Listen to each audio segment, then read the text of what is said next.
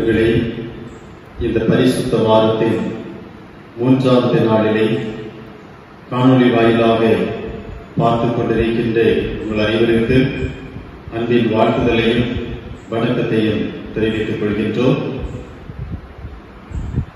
இந்த சிறப்பு தொழுகையின் ஆரம்பத்திற்காக இறை வேண்டுதல் செய்வோம். மாட்சிமை நிறைந்த தூய கடவுளை, ஆசீர்வாதமான இந்த நாளில் மாலை பொழுதிற்காக உமக்கு நாங்கள் நன்றி சொல்லுகிறோம். தவ காலத்திலே வைக்கப்பட்டிருக்கிற நாங்கள் பரிசுத்த வாரத்திலே நடந்த நிகழ்வுகளை குறித்து தியானம் செய்வதற்கு எங்களுக்கு நல்ல வாய்ப்பினை கொடுத்திருக்கிறீர். உம்மை போற்றுகின்றோம். இந்த நாளிலே இந்த தொழுகையின் ஊடாக உம்முடைய நாமம் மகிமையடையவும், நாங்கள் தியானிக்கின்ற அருளுள்ள வார்த்தைகள் எங்கள் வாழ்வுக்கு பயனுள்ள நிலையிலே அமையவும் ஆண்டவரை துணை புரிய வேண்டும் என்று ஜெபிக்கிறோம். ஆரம்பம் முதல் முடிகின்ற வரையிலும் உம்முடைய தூய பிரசன்னம் எங்களோடு உடன் இருக்க வேண்டும் என்று எங்கள் ஆண்டவரும் உலக இரட்சகருமாகிய இயேசு கிறிஸ்துவின் நாமத்தில் வேண்டுதல் செய்கிறோம். தூய பிதாவே, ஆமென். நாம் 132வது ஞானப்பாடலை பாடுவோம். ஞானப்பாடல் எண் 132. என் அருள்நாதா இயேசுவே, சிலுவை காட்சி பார்க்கையில் புலோக மேன்மை நஷ்டமே என்றுணர்ந்தே என் உள்ளத்தில். பாடல் எண் 132.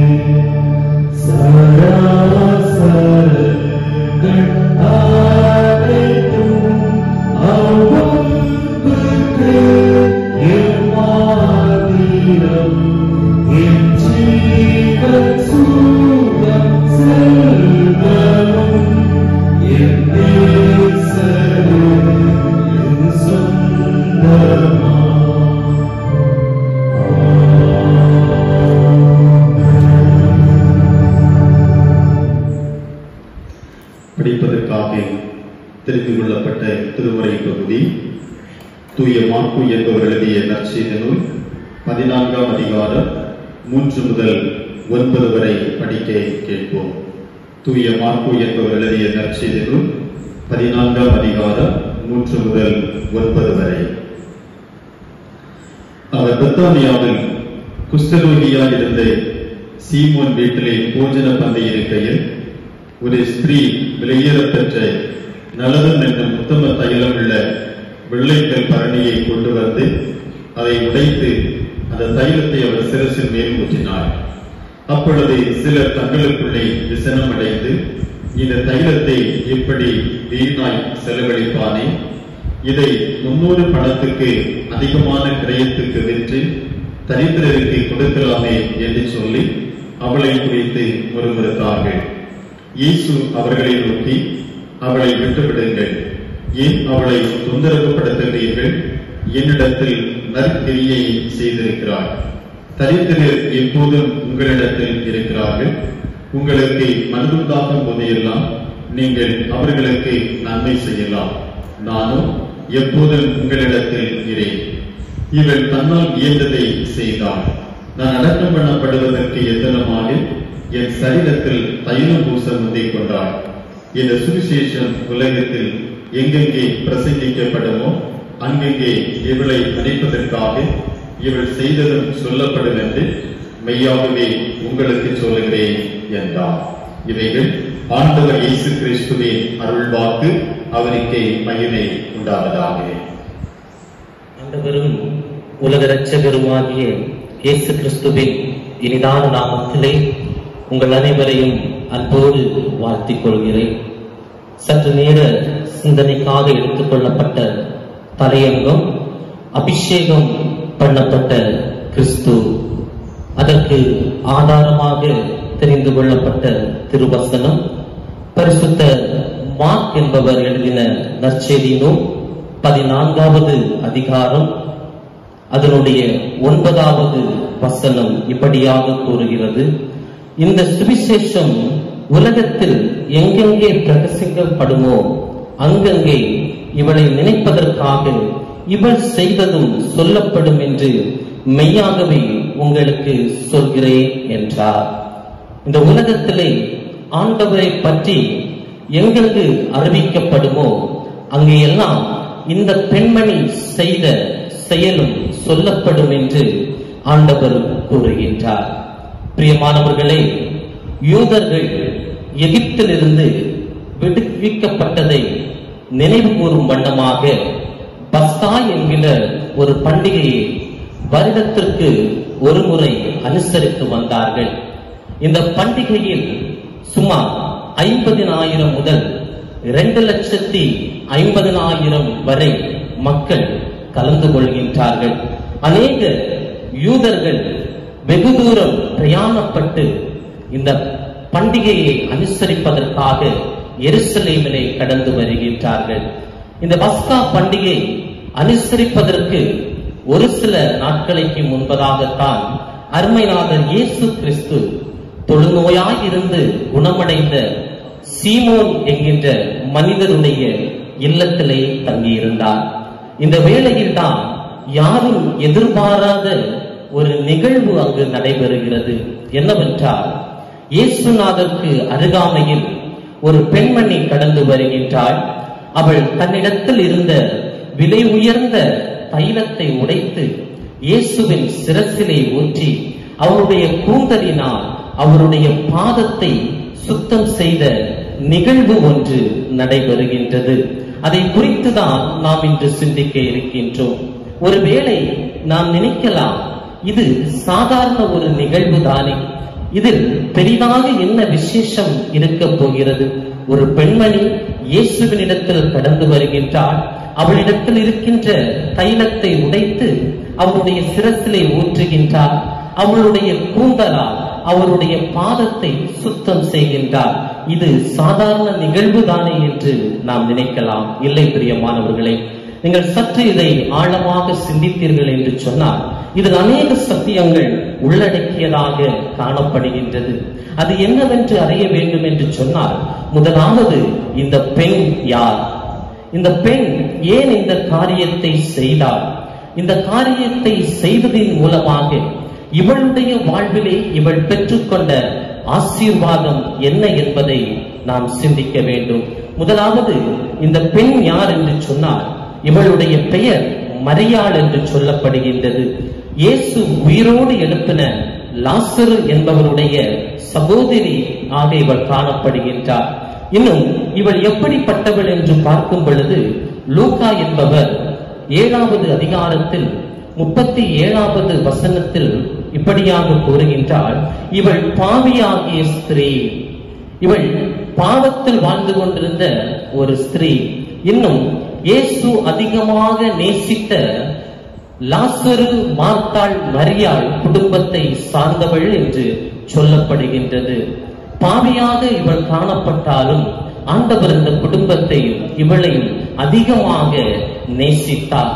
வேதம் சொல்கின்றது, ஆண்டவர் இந்த உலகத்தில் கடந்து வந்ததின் நோக்கம் பாவிகளை ரட்சிக்கும்படியாகத்தான் ஆண்டவர் இந்த உலகத்திலே கடந்து வந்தார்.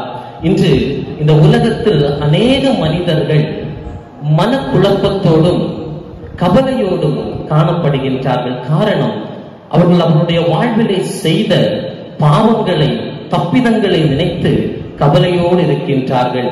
என் இளம் வயதிலே என் மனம் போன போக்கிலே நான் நடந்தேனே, மற்றவர்கள் கேலி செய்யும் வண்ணமாக என் வாழ்க்கையை அமைத்துக் கொண்டேனே, என் பெற்றோருக்கு விரோதமாக பாவம் செய்தேன், என் நண்பனுக்கு விரோதமாக பாவம் செய்தேன், என் சொந்த சகோதரனிடத்தில் கூட நான் அன்பு செலுத்தாமல் பாவம் செய்தேனே என்று குற்ற உணர்ச்சியோடு அநேகர் வாழ்ந்து கொண்டிருக்கின்றார்கள்.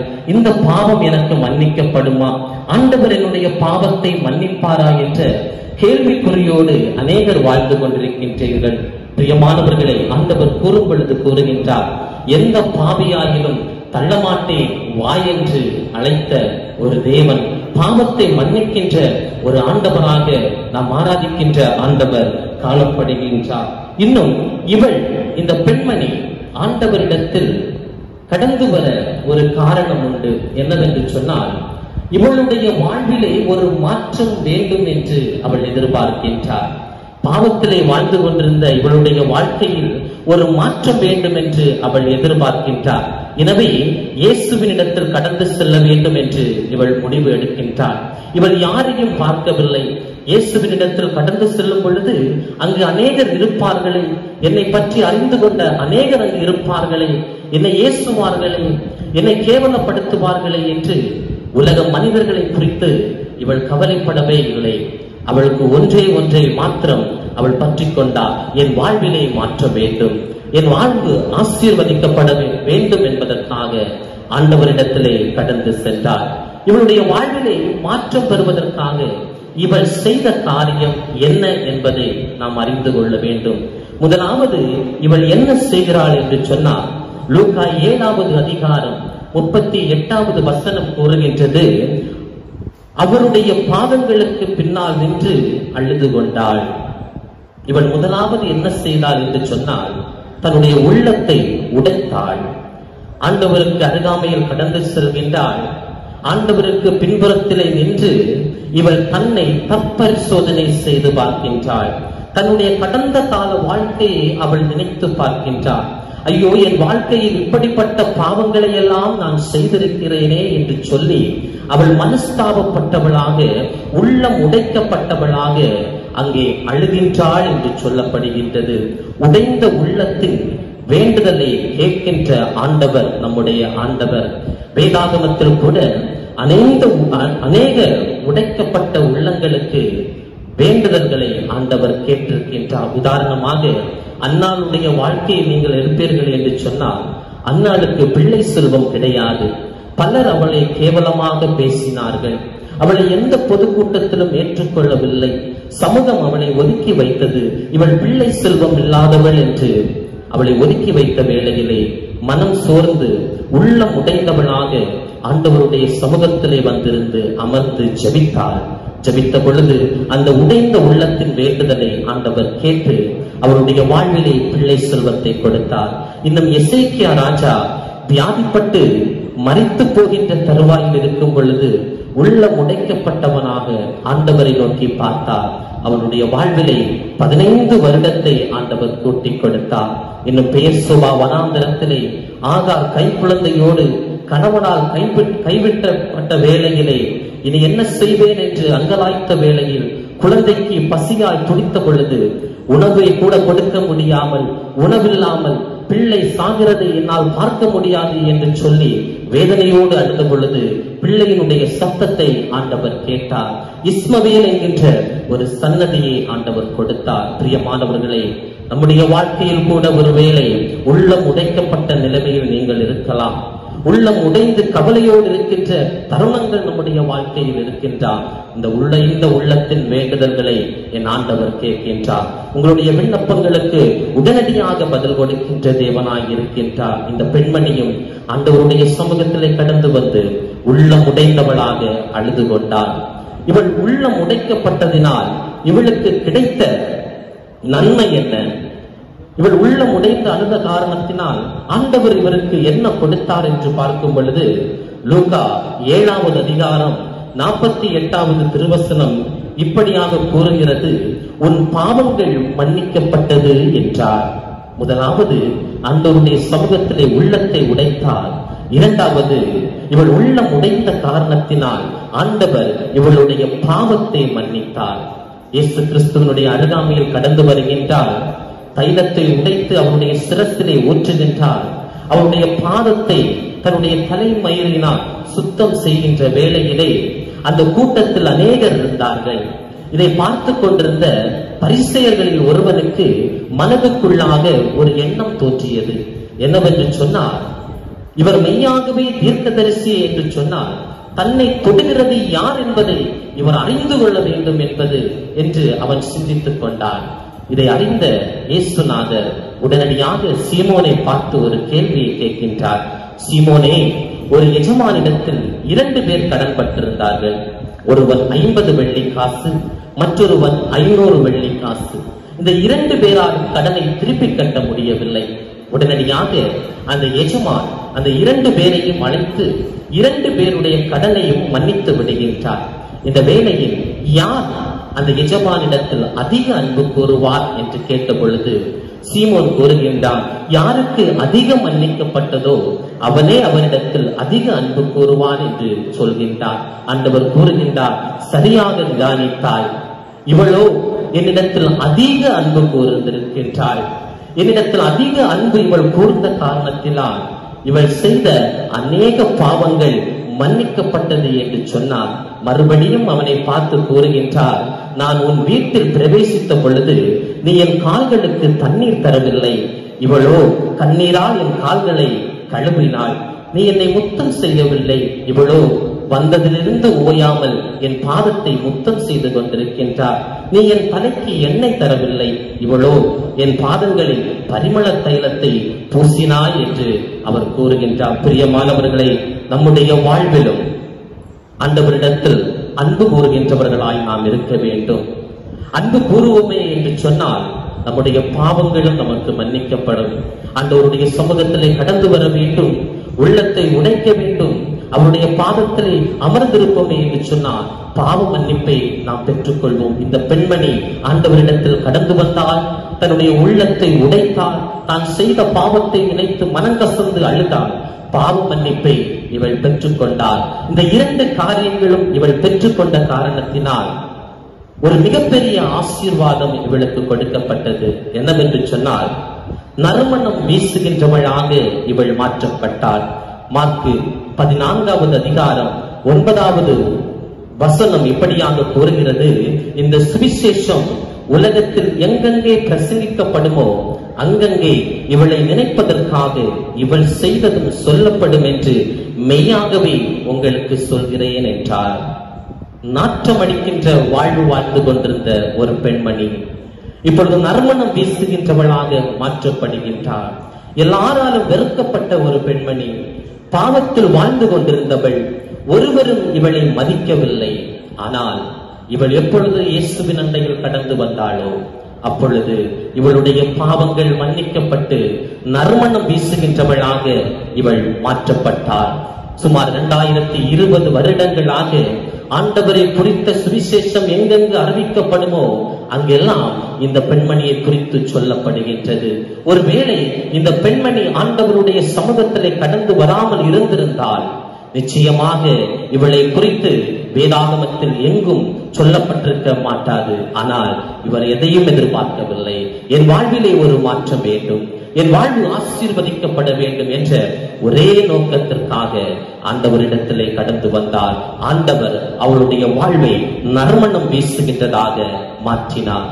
பிரியமானவர்களை, நம்முடைய வாழ்வும் நறுமணம் வீச வேண்டும் என்று சொன்னால் ஆண்டவருடைய சமூகத்திலே இந்த பெண்மணி கடந்து வந்தது போல நாமும் நம்முடைய குறைகளை உணர்ந்து ஆண்டவருடைய சமூகத்திலே கடந்து வர வேண்டும். 2 நண்பர்கள் சூதாடி கொண்டிருந்தார்கள். 2 பேரும் சூதாடி கொண்டிருக்கும் பொழுது ஒருமுறை காவல்துறையினால் கைது செய்யப்பட்டு சிறையில் அடைக்கப்பட்டார்கள். ஒருவருடைய தாய் ஏழை குடும்பத்தை சார்ந்தவள், ஒருவருடைய தகப்பன் செல்வந்தனாக காணப்பட்டார். இந்த ஏழை தாய்க்கு தன்னுடைய மகனை உயர்வான இடத்தில் கொண்டு வர வேண்டும் என்று வெகு நாளா ஆசை. எனவே தான் கஷ்டப்பட்டு சம்பாதித்த பணத்தை வைத்து அந்த குடும்பத்தை நடத்தி வந்தார். 2 பேரும் சிறைச்சாலையில் இருக்கின்ற வேளையில் 2 பேருடைய பெற்றோருக்கும் தகவல் கொடுக்கப்பட்டது. தகவல் கொடுக்கப்பட்ட வேளையில் செல்வந்தனுடைய தகப்பன் வருகின்றார். என் மகனை மீட்டுக் கொள்ள வேண்டும் என்று கேட்ட பொழுது, இவ்வளவு ரூபாய் பணத்தை கொடு என்று சொன்ன பொழுது, அந்த பணத்தை கொடுத்து அந்த செல்வந்தன் தன் மகனை கூட்டிவிட்டு கிளம்புகின்றார். இந்த ஏழை தாய் வருகின்றார். உன்னுடைய மகன் செய்த தவறுக்கு இவ்வளவு ரூபாய் நீ கொடுக்க வேண்டும் என்று சொன்ன பொழுது அந்த தாயின் முகம் வாடியது. உடனடியாக கூறுகின்றார், என் மகனை தொந்தரவு செய்யாதீர்கள், எப்படியாவது 2-3 நாட்களில் அந்த பணத்தை கொண்டு வருகிறேன் என்று சொல்லிவிட்டு கடந்து செல்வார்.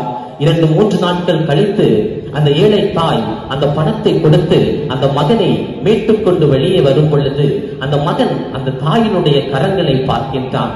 அந்த கரங்கள் முழுவதும் இரத்த கரையோடு இருந்தது. அம்மா, இது எப்படி என்று கேட்ட வேளையில் தாய் கூறினார், மகனே, உன்னை மீட்டுக் கொள்ளும்படியாக அதிக பணம் தேவைப்பட்டது. எனவே இரவு முழுவதும் கல் உடைக்கின்ற தொழிலை செய்ய வேண்டியதாயிற்று. இரவில் வெளிச்சம் இல்லாமல் கல் உடைக்கும் பொழுது அந்த சுத்தியல் கல்லில் விழுவதற்கு பதிலாக பலமுறை என்னுடைய கரத்தில் விழுந்து இரத்தம் வடிந்து ஓடியது. ஆனாலும் உன்னை மீட்கும்படியாக நான் உன்னை இந்த கஷ்டங்களை அனுபவித்து உன்னை மீட்டுக் கொண்டேன் என்று சொன்னாராம். அந்த மகனுடைய உள்ளம் வாடி போயிற்று. பிரியமானவர்களே, ஆண்டவராகிய இயேசு கிறிஸ்துவும் இந்த உலகத்திலே நம்மை மீட்பதற்காக கடந்து வந்தார். அவர் சும்மா நம்மை மீட்டுக் கொள்ளவில்லை, பணம் கொடுத்து நம்மை மீட்டுக் கொள்ளவில்லை. தன்னுடைய இரத்தத்தை சிந்தி பல வேதனைகளை பட்டு நம்மை ஆண்டவர் மீட்டுக் கொண்டிருக்கின்றார். எனவே கல்வாரி அன்பை நாம் ருசித்தவர்களாக காணப்படுவோமே என்று சொன்னால் நாம் ஆசீர்வதிக்கப்படுவோம். பக்தர் அழகாக கூறுகின்றார், கல்வாரி அன்பை எண்ணிடும் வேளை கண்கள் கலங்கிடுதே. கர்த்தா, உன் பாடுகள் இப்போதும் நினைத்தால் நெஞ்சம் நெகிழ்ந்திடுதே. கர்த்தா, உன் பாடுகள் இப்போதும் நினைத்தால் நெஞ்சம் நெகிழ்ந்திடுதே. சிலுவையில் மாட்டி பதைத்தனரோ உம்மை செந்நிறமாக்கினரோ. சிலுவையில் மாட்டி பதைத்தனரோ உம்மை செந்நிறமாக்கினரோ. அப்போதும் அவர்காய் வேண்டினீரோ. அன்போடு அவர்களை கண்டீரன்றோ. அப்பாவும் மனம் பெரிதே, அப்பாவும் மனம் பெரிதே. ஆண்டவருடைய சமூகத்தில் கடந்து வருவோம், உள்ளத்தை உடைப்போம், பாவ மன்னிப்பை பெற்றுக் கொள்வோம். நறுமணம் வீசுகின்றவர்களாக கனிதருகின்ற வாழ்க்கையை நாம் வாழ்வோம். ஆண்டவர் தாமே இந்த வார்த்தைகளால் நம்மை ஆசீர்வதிப்பாராக. ஆமென். உலகிற்காக நாம் ஜெபம் செய்வோம். கிருபை நிறைந்த நல்ல ஆண்டவரே, அமைதலான நல்ல நாளுக்காக உமக்கு நன்றி படைக்கின்றோம். நாங்கள் என்னுடைய வாழ்க்கையிலே உண்மை குறித்து ஆராய்ந்து கொள்வதற்கும் உடைய பாடுபடங்களை குறித்து சிந்திப்பதற்கும் கேட்ட நல்ல வாய்ப்புகளுக்காக சொல்கிறோம். நாங்கள் கேட்ட சத்தியத்தின் அடிப்படையிலே எங்களை நாங்கள் தற்பரிசோதனை செய்து கொள்ளவும், எங்கள் வாழ்க்கையை முழுக்க முழுக்க உமக்கு பிரிதுள்ள வாழ்வாக மாற்றிக்கொள்வோம் என்பதான கிருபைத்தார். இந்த உலக சூழலை நாங்கள் பார்க்கிறோம். கடினப்பட்ட நாட்களிலே எங்கள் அன்பு கடவுள் உடனிருந்து எங்களை வழிநடத்திக் கொண்டிருக்கிறே நாங்கள் சோதனைகின்றோம். தொடர்ந்து எங்களை தாங்குவீராக, மனக்கவலைகளை எல்லாம் மாற்றுவீராக. ஆண்டவரே, இந்த நாட்களிலே அதிகமாக பயன்படுத்திக் கொண்டிருக்கின்ற இந்த கொரோனா வைரஸ் முற்றிலுமாக அழிக்கப்படாமல் கிருபைத்தார். அதற்கு அரசாங்கம் எடுத்துக்கொள்கிற எல்லா முயற்சிகளையும் தாங்கி கர்த்தர் வாய்க்கப்படுவீராக. எங்களுடைய சுகாதார வாழ்வுக்காக அதிகமாக பாடுபடுகின்ற மருத்துவர்களுக்காக, காவலர்களுக்காக, ஏனைய பணிவுடைக்காரர்களுக்காக நாங்கள் சொல்லிக்கின்றோம். துப்புர பணிவுடைக்காரர்கள், காவல்துறை மக்கள் அனைவருடைய தருகிறோம் சுவாமி. இந்த பொது நலத்தோடு கூட தங்களை அர்ப்பணித்து செயல்படுகிற அனைத்து பிள்ளைகளையும் கர்த்தர் பாதுகாத்துக் கொள்ளும். இந்த வைரஸ்னாலே பாதிக்கப்படாதபடி கர்த்தர் பாதுகாத்துக் கொள்வீராக. அவருடைய குடும்பங்கள் ஆசீர்வதிக்கப்பட்டும் தொடர்ந்து நமக்கு மகிமையாக வாழ வைத்தார். இந்த நாளிலும் நாங்கள் முற்றிலும் எங்களை அர்ப்பணித்து உமக்கு உகந்த சான்றுகளாக வாழ்வதற்கு ஆண்டவர் வழிகாட்ட வேண்டும் என்று தமிழகத்தை நாங்கள் தெரிஞ்சுக்கிறோம். எங்களுடைய வாழ்வும் நமக்கு விருதுள்ளதாக அமைக்கும். தொடர்ந்து வழிநடத்தும். கொள்வீராக. குறைகளெல்லாம் பொறுத்துக் கொள்ளும். இதை அனைத்து இயேசு நாமத்தில் வேண்டுகிறோம் சொல்லுங்கள் நல்ல பிதாவே.